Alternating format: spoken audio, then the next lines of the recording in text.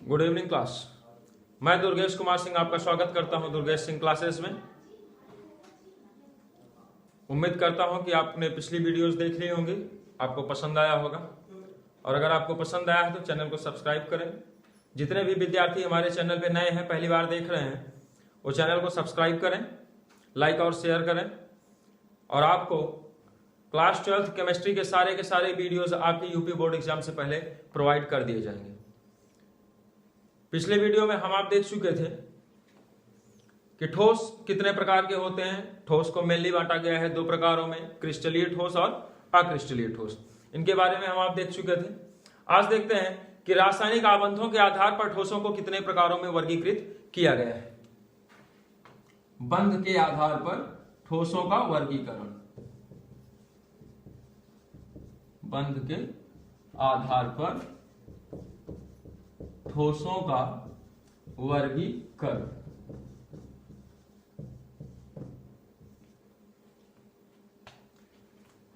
CBSE board वाले बच्चों के लिए होगा। टाइप ऑफ सॉलिड और classification of solid on the base of chemical bonds. Classification of solid on the base of bonds. आबंधों के आधार पे ठोस हमारे चार प्रकार के होते हैं। सबसे पहला हो जाता है आणविक ठोस। आणविक ठोस, आणविक ठोस। सेकंड हमारा होता है धात्विक ठोस, धात्विक ठोस। थर्ड हो जाएगा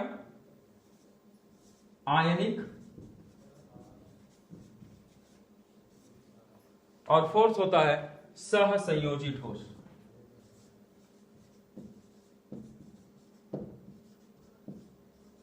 सहसंयोजी ठोस। पिछले वीडियो में आपको बता दिया गया था कि आणविक ठोस क्या होते हैं। एक बार फिर से रिवाइज कर लेते हैं। ऐसे ठोस जिनके अवयवी कण अणु होते हैं, ऐसे ठोस जिनके अवयवी कण अणु होते हैं आणविक ठोस कहलाते हैं।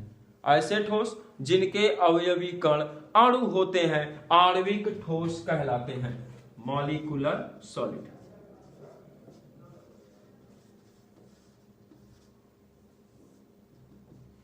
इनके अवयवी कण क्या होंगे? अवयवी कण अणु होते हैं, अवयवी कण अणु होते हैं। अब अणु की बात करेंगे तो अणु हमारे तीन प्रकार के हो सकते हैं। या तो हमारा अणु अध्रुवीय होगा, या फिर ध्रुवीय होगा, और या फिर हाइड्रोजन बॉन्डेड होगा, यानी जिसमें हाइड्रोजन आबंध पाया जाएगा। जैसे बर्फ का अणु देख लीजिए, बर्फ के अणुओं में हाइड्रोजन आबंधों के कारण बर्फ आपकी क्या हो जाती है? बहुत ज्यादा हाइड्रोजन आबंध बनने के कारण बर्फ का अणु आपका एकदम से ठोस हो जाता है। उसी तरीके से हम आप उसको क्या कह सकते हैं कि हाइड्रोजन बॉन्डेड सॉलिड है, क्रिस्टलाइन सॉलिड है, और कैसा है? हाइड्रोजन बॉन्डेड है। तो देख लेते हैं, अवयवी कण अणु होते हैं मॉलिक्यूलर सॉलिड, और ये आपके तीन प्रकार के अणु हो सकते हैं। पहला कौन सा हो सकता है भैया? Non polar. पहला हमारा हो सकता है नॉन पोलर मॉलिक्यूलर सॉलिड, या इसको हम आप हिंदी में कहेंगे अध्रुवीय आणविक ठोस, अध्रुवीय आणविक ठोस। सेकंड हमारा हो जाता है ध्रुवीय आणविक ठोस या पोलर, पोलर मॉलिक्यूलर सॉलिड, इसको हम ध्रुवीय कहते हैं, ध्रुवीय। और थर्ड हमारा हो जाएगा हाइड्रोजन बॉन्डेड, हाइड्रोजन बॉन्डेड या हाइड्रोजन आबंध युक्त ठोस, H बॉन्ड युक्त, H बॉन्ड युक्त ठोस। अध्रुवीय अणु किसे कहेंगे? वह अणु जिनमें बने हुए या ऐसे यौगिक जिनमें दोनों के दोनों परमाणु या जो भी ऐसे तत्व हमारे होंगे जिनमें दो अणु या जो डाई एटॉमिक होते हैं, ट्राई एटॉमिक होते हैं, या फिर हमारे जो है टेट्रा एटॉमिक होते हैं, सल्फर को देख लीजिए ऑक्टा एटॉमिक होता है। तो अगर इनको हम सॉलिड के रूप में प्राप्त करेंगे तो ऐसे अणु हमारे क्या होंगे, ये सभी के सभी अणु हमारे जो है नॉन पोलर होंगे, इनमें ध्रुवता नहीं पाई जाएगी। अब ध्रुवता क्या है उसको आप समझ लीजिए भैया। मान लीजिए कि कोई भी एक एटम है, ए है, और दूसरा एटम जो है हमारा बी है। यहां पर ए हमारा इलेक्ट्रोपॉजिटिव एलिमेंट हो गया और बी हमारा क्या हो गया, इलेक्ट्रोनिगेटिव एलिमेंट हो गया। जब ऐसी दोनों में संभावनाएं पाई जाएंगी कि एक हमारा इलेक्ट्रोपॉजिटिव होगा और दूसरे का जो नेचर होगा वो इलेक्ट्रोनिगेटिव होगा, तो ऐसी कंडीशन में जो इलेक्ट्रोनिगेटिव एलिमेंट है वो इलेक्ट्रोपॉजिटिव एलिमेंट के इलेक्ट्रॉन को अपनी ओर थोड़ा सा आकर्षित कर लेता है। जैसे मान लेते हैं ये चलिए बी का इलेक्ट्रॉन हो गया और इसको हमने क्या मान लिया, एक्स को जो है ए का इलेक्ट्रॉन मान लिया। तो इस कंडीशन में आपको दिखाई दे रहा होगा कि जो ए वाला इलेक्ट्रॉन है, दोनों के बीच में जो बॉन्डिंग हुआ है, बॉन्डिंग किसी भी तरीके का हो सकता है, बॉन्डिंग कैसा होगा, सहसंयोजी बॉन्ड हो सकता है, कोवैलेंट बॉन्ड, लेकिन ए का इलेक्ट्रॉन बी की ओर थोड़ा सा खींचा हुआ है। तो ऐसी कंडीशन में बी पे आ जाता है पार्शियली निगेटिव चार्ज और ए पर आ जाता है पार्शियली पॉजिटिव चार्ज। तो ऐसी कंडीशन जब उत्पन्न हो जाती है कि एक अणु पे आंशिक रूप से ऋणावेश तथा दूसरे पर आंशिक रूप से धनावेश हो, तो इसको हम आप कह देते हैं ध्रुवीय कंडीशन या ध्रुवीय यौगिक। या सिंपल भाषा में डिफाइन करें तो ऐसे सहसंयोजी आबंधों से बने यौगिक या ऐसे यौगिक या ऐसे हमारे जो है अणु जिनमें वास्तव में सहसंयोजी आबंध पाया जाता है, किंतु जब उनका विदलन होता है तो उनके विदलन के पश्चात हमको आयन प्राप्त होते हैं, तो उन्हें हम क्या कह देंगे भैया, ध्रुवीय अणु कह देंगे। तो अब जिनमें ये क्वालिटी नहीं पाई जाएगी, जैसे मान लीजिए कि हमारे पास दो एलिमेंट तो हैं लेकिन दोनों के दोनों एलिमेंट सेम है, दोनों एलिमेंट मान लेते हैं कि हमारे क्या है, ए ही है, और इन दोनों के बीच में ये दोनों मिलकर के क्या बना लिए हैं, मॉलिक्यूल बना लिए। ये दोनों के दोनों मिलकर के क्या बना लिए, मॉलिक्यूल बना लिए। तो ऐसी कंडीशन में दोनों को अगर देखेंगे, अगर दोनों को मानेंगे इलेक्ट्रोपॉजिटिव तो दोनों के दोनों इलेक्ट्रोपॉजिटिव है, इलेक्ट्रोनिगेटिव मानेंगे तो दोनों के दोनों हमारे क्या हो जाएंगे, इलेक्ट्रोनिगेटिव हो जाएंगे। तो इस सिचुएशन में ना तो ये वाला परमाणु जो है दूसरे के इलेक्ट्रॉन को अपनी ओर अट्रैक्ट करेगा और ना ही ये वाला दूसरे के परमाणु को अपनी ओर अट्रैक्ट करेगा इलेक्ट्रॉन को। तो जब ये एक दूसरे के इलेक्ट्रॉनों को अपनी ओर आकर्षित नहीं करेंगे तो इनके जो इलेक्ट्रॉन है वो बिल्कुल मध्य में स्थापित रहेंगे। ऐसी स्थिति में दोनों पर किसी भी प्रकार का चार्ज नहीं आएगा। जब भी इनका विदलन होगा, ये एक दूसरे से टूट करके अलग होंगे तो फ्री रेडिकल बनाएंगे, मुक्त मूलक। क्लास 11 आप चैप्टर नंबर 12 में इसको पढ़ चुके होंगे, फ्री रेडिकल्स क्या है। और नहीं पढ़े हैं तो आपको ऑर्गेनिक केमिस्ट्री की क्लासेस में बिल्कुल बेसिक से बताया जाएगा। तो ऐसी कंडीशन में यहां आपका कोई भी चार्ज नहीं आने वाला है। जब कोई चार्ज नहीं आ जाएगा तो हम उसको क्या बोल देंगे भैया, नॉन पोलर मॉलिक्यूल बोल देंगे। और जब कोई सॉलिड हमारा ऐसा हो जिसके सारे के सारे मॉलिक्यूल्स नॉन पोलर होंगे, तब हम उस सॉलिड को क्या बोल देंगे, non polar molecular solid, non polar molecular solid, अध्रुवीय आणविक ठोस। इसीलिए कहा गया कि इनके अवयवी कण क्या होंगे, अणु होंगे। इनके अवयवी कण अणु होते हैं। और यहां पे कैसे अणु होंगे हमारे, अणु 3 प्रकार के, अध्रुवीय, ध्रुवीय और हाइड्रोजन आबंधित। तो अध्रुवीय समझ में आ गया होगा आपके कि अध्रुवीय अणु क्या होते हैं। चलिए अब ध्रुवीय के बारे में भी आपको बता दिया है। तो अब इनमें देखिए एग्जाम्पल इसका क्या क्या हो सकता है। जैसे मान लीजिए कि हमने ले लिया क्लोरीन। क्लोरीन को हम आप जानते हैं कि अगर ये गैस नॉर्मल टेम्परेचर पे होगी तो नॉर्मल टेम्परेचर पे कैसी होती है क्लोरीन, गैसियस स्टेट में होती है। बट थोड़ा सा टेम्परेचर डिक्रीज करेंगे और साथ ही साथ में प्रेशर को बढ़ाएंगे तो ये हम लिक्विड फॉर्म में प्राप्त कर सकते हैं। जब ये लिक्विड मिल जाएगी तो लाइट ब्लू कलर की हो जाती है। और जब बिल्कुल इसको हम क्या करेंगे, बिल्कुल भैया एकदम सॉलिड बना देंगे ठंडा करके। जब बहुत ज्यादा सॉलिड बना, एकदम सॉलिड बना देंगे, ठंडा कर देंगे, तो हमको डार्क ब्लू कलर की दिखाई देने लगेगी, या फिर हम इसको कह सकते हैं कि लगभग ब्लैक कलर की दिखाई देती है। तो इसको हम सॉलिड स्टेट में ले सकते हैं। अब यहां देखिए दोनों के दोनों जो एटम लगे हुए हैं वो क्लोरीन के लगे हुए हैं। तो देखिए क्लोरीन लगा हुआ है तो क्लोरीन दोनों के इलेक्ट्रॉन एक दूसरे के साथ, इस पे आपका 3 लोन पेयर,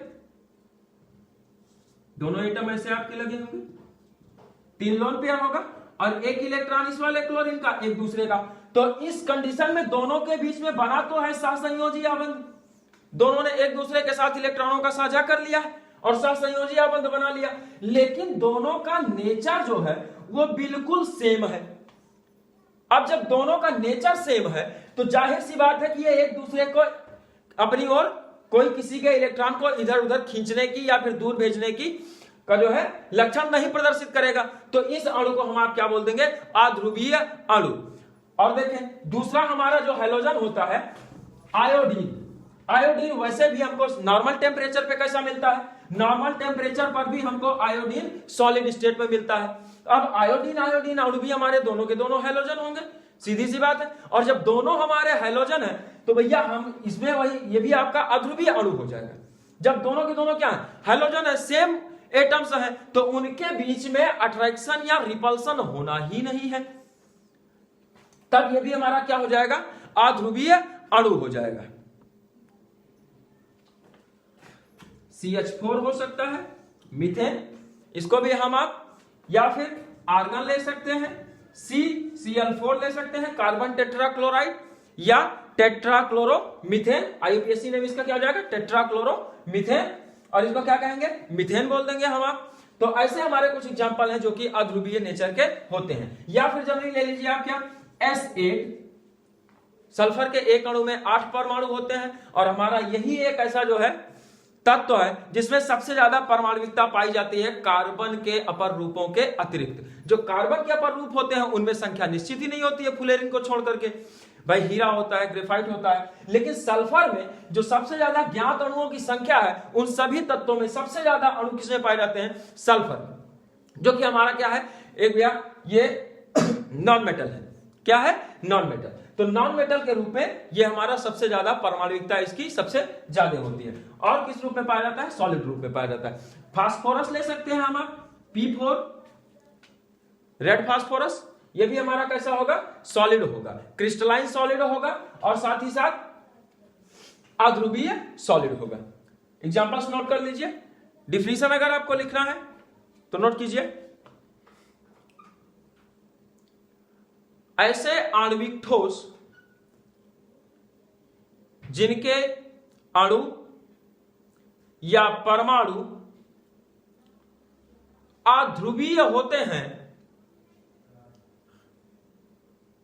अध्रुवीय आणविक ठोस कहलाते हैं।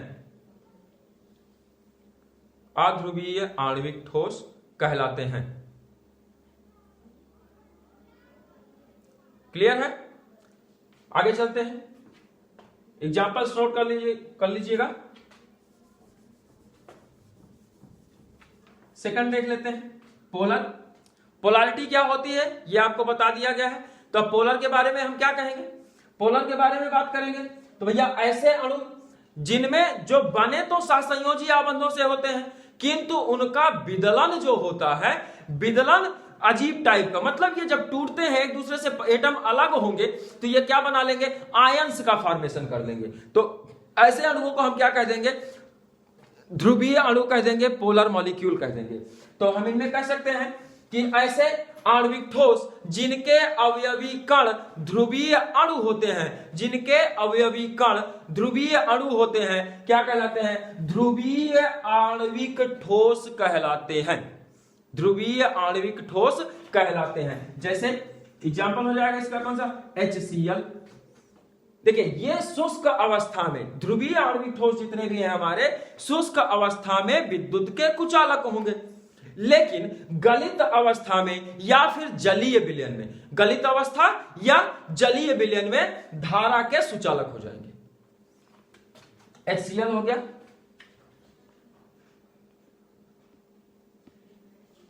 नोट कर लीजिए आप।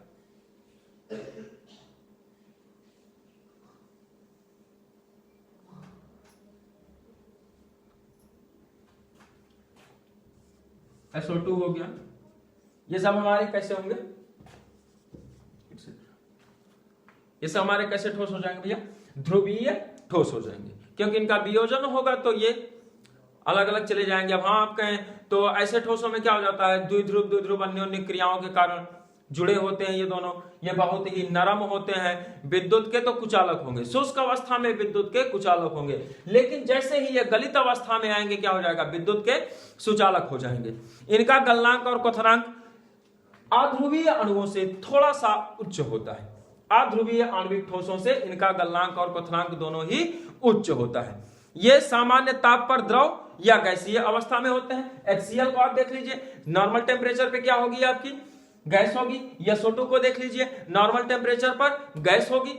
तो नॉर्मल टेम्परेचर पे हमको क्या मिलेंगे, गैस या लिक्विड के फॉर्म में मिलेंगे। HBr हो जाएगा इसी का एग्जाम्पल, लिखना होगा आपको तो, और ज्यादा एग्जाम्पल बना लीजिए। हाइड्रोजन ब्रोमाइड नॉर्मल टेम्परेचर पे लिक्विड होगा, बट जब इसका हम टेम्परेचर डिक्रीज करेंगे तो ये हमारा किस रूप में चला जाएगा, सॉलिड की अवस्था में कन्वर्ट हो जाएगा। तो ये भी हमारा कैसा हो जाएगा, ध्रुवीय ठोस हो जाएगा। अब थर्ड देख लेते हैं, हाइड्रोजन बॉन्डेड। हाइड्रोजन बॉन्ड क्या होता है, हाइड्रोजन बॉन्ड किसमें पाया जाता है। अगर आपको यह जानना है कि हाइड्रोजन बॉन्ड के बारे में आपको जानकारी नहीं है तो आप क्लास 11th के वीडियोस देख लीजिएगा, आपको इसकी जानकारी हो जाएगी। तो हम कह सकते हैं कि ऐसे आणविक ठोस या ऐसे अणु या आणविक ठोस जिनमें जो है हाइड्रोजन बॉन्डिंग पाई जाती है, हाइड्रोजन बॉन्ड पाया जाता है, क्या कहलाते हैं, हाइड्रोजन बॉन्डेड या हाइड्रोजन आबंधित आणविक ठोस कहलाते हैं। इन ठोसों के मध्य प्रबल हाइड्रोजन आबंध कार्य करता है। जैसे एग्जांपल स्वरूप हम आप ले सकते हैं आइस यानी कि बर्फ, फार्मूला तो वही होगा H2O, लेकिन किस स्टेट में, सॉलिड स्टेट में। तो अब सॉलिड स्टेट में अगर बर्फ की संरचना की बात करें तो बर्फ में बहुत सारे आपके हाइड्रोजन बॉन्ड बन जाएंगे। भैया एक अणु आपका कम से कम 2 हाइड्रोजन बॉन्ड बनाएगा। अब जब 2 हाइड्रोजन बॉन्ड बनाएगा तो सीधी सी बात है कि अट्रैक्शन सबसे ज्यादा होगा। अब जब अट्रैक्शन बढ़ जाएगा तो इसका गलनांक और क्वथनांक दोनों क्या हो जाएंगे, इंक्रीज कर जाएंगे। तो प्रबल हाइड्रोजन बॉन्ड इनमें पाया जाता है। एल्कोहल हो गया,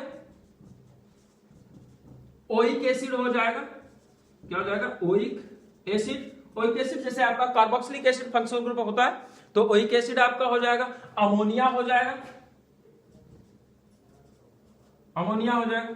ये सब हमारे क्या कहलाएंगे, हाइड्रोजन आबंधित ठोस कहलाएंगे। HF हो जाएगा, ये सब क्या है, हाइड्रोजन आबंधित ठोस। ऐसे अणु जिनमें हाइड्रोजन आबंध पाया जाता है क्या कहलाते हैं, हाइड्रोजन आबंधित आणविक ठोस कहलाते हैं। उम्मीद करता हूं कि आपको वीडियो अच्छा लगा होगा। अगर आपको वीडियो पसंद आया हो तो अपने दोस्तों के साथ शेयर करें। चैनल पर नए हैं तो चैनल को सब्सक्राइब करें, लाइक करें, बेल आइकन प्रेस करें, ताकि जब भी मैं अपने वीडियोस डालूं आपको तुरंत उसका नोटिफिकेशन पहुंच जाए और ये आपके एग्जाम की दृष्टि से बहुत ही सुटेबल क्लास आपको दी जाएगी, जिससे आप ज्यादा से ज्यादा अंक गेन कर सकें। धन्यवाद, जय हिंद।